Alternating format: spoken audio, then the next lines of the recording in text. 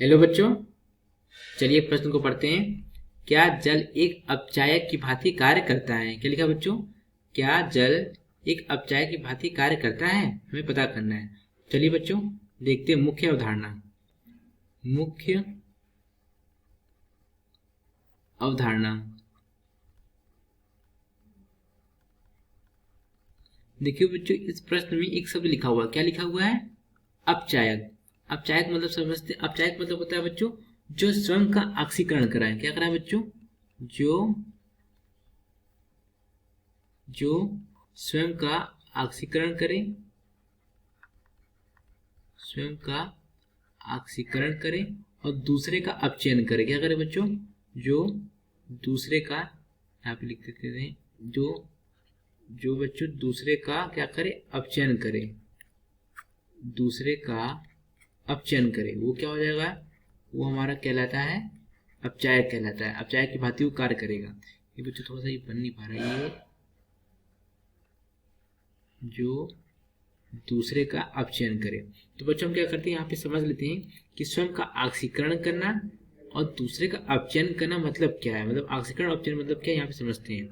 देखिए बच्चों, ऑक्सीकरण क्या होगा कि किसी पदार्थ द्वारा यहाँ पे समझ लेते हैं ग्रहण। ऑक्सीकरण मतलब किसी पदार्थ द्वारा किसका ग्रहण होगा, मतलब क्या लेगा वो लेगा हमारा ऑक्सीजन। क्या लेगा बच्चों? वो हमारा क्या होगा? ऑक्सीजन लेगा। यहाँ पे इसको ऐसे लिख लेते हैं, ऑक्सीजन या ऋण विद्युतीय तत्व का ग्रहण करेगा। कोई पदार्थ होगा या कोई अणु होगा, कुछ भी होगा, वो क्या करेगा बच्चों? अगर वो ऑक्सीजन या ऋण विद्युतीय तत्व को ग्रहण करेगा तो क्या करेगा बेटा? उसका क्या होगा? ऑक्सीकरण होगा। अब ये तो क्या हमारा ग्रहण करेगा। अब त्याग किसका करेगा? त्याग भी तो करना जरूरी बच्चों। किसका त्याग करेगा? त्याग करेगा हाइड्रोजन का। किसका त्याग करेगा बच्चों? हाइड्रोजन या धन विद्युतीय तत्व का। यहाँ पे लिख लेते हैं बच्चों, हाइड्रोजन या धन विद्युतीय तत्व का त्याग करेगा तो क्या होगा? धन विद्युतीय तत्व का अगर वो त्याग करेगा तो क्या कहलाएगा बच्चों? वो हमारा कहलाएगा ऑक्सीकरण। अब हम समझते हैं अपचयन। अपचयन में बच्चों क्या ग्रहण करेगा? अपचयन में क्या ग्रहण करेगा बेटा? ये ऑक्सीकरण का जस्ट उल्टा हो जाएगा। क्या हो जाएगा? अपचयन में हाइड्रोजन या धन विद्युतीय तत्व का ग्रहण करेगा। क्या करेगा?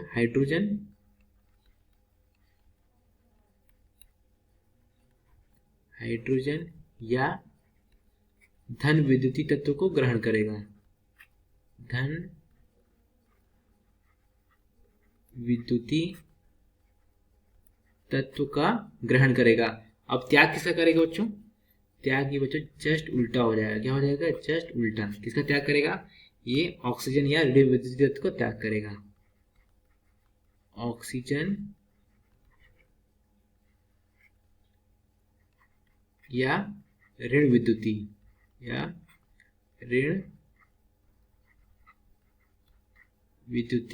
तत्व का त्याग करेगा तो क्या होगा बच्चों? उस पदार्थ का अपचयन हो जाएगा। अब समझते हैं बच्चों क्या लिखा है।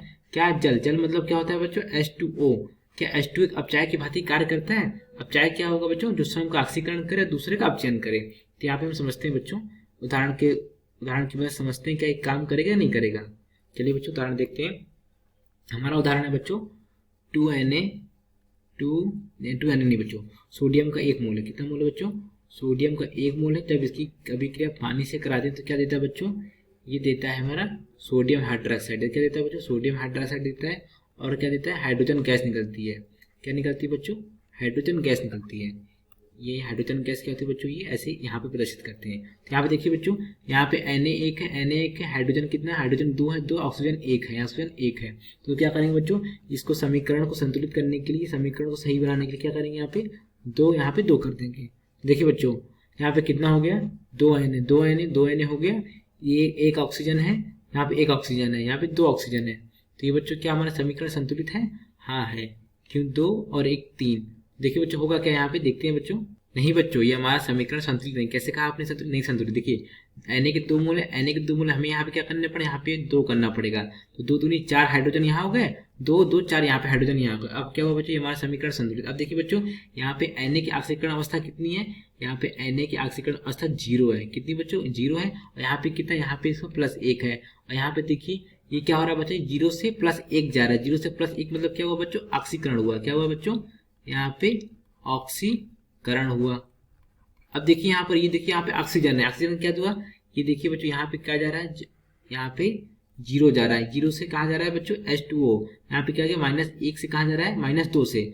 2 एक कम तो -2, -2 से कहाँ जा रहा है बच्चों, ये यहाँ पे देखिए अगर इसका ऑक्सीकरण हो रहा है, ये -1 -2 जरूरी नहीं है, ये कहाँ पे जा रहा है, अगर इसका ऑक्सीकरण हो तो इसका अपचयन नहीं होगा बच्चों, इसका क्या होगा, अपचयन होगा। और H2 का 0 होता है, यानी कि यहाँ पे कितना, यहाँ पे माइनस में होगा। अब माइनस में होगा तो क्या, माइनस से 0 जाना क्या कहलाएगा बच्चों, यहाँ पे कहलाएगा अपचयन कहलाएगा। क्या कहलाएगा बच्चों, यहाँ पर कहलाएगा अपचयन कहलाएगा, अपचयन कहलाएगा।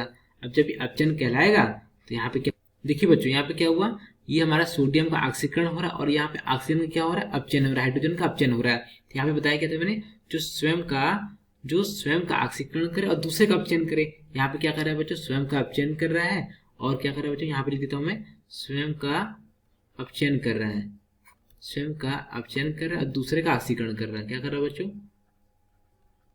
दूसरे का ऑक्सीकरण कर रहा है। तो क्या ऐसे प्रश्न हमारा सही हुआ बच्चों? क्या जल एक अपचायक की भांति कार्य करता है? हमारा उत्तर क्या होगा बच्चों, हमारा उत्तर होगा नहीं। जल हमारा एक अपचायक की भांति कार्य नहीं करता है, जल हमारे एक अपचायक की भांति कार्य नहीं करता है। आशा करते हैं आपको समझ आया होगा। धन्यवाद।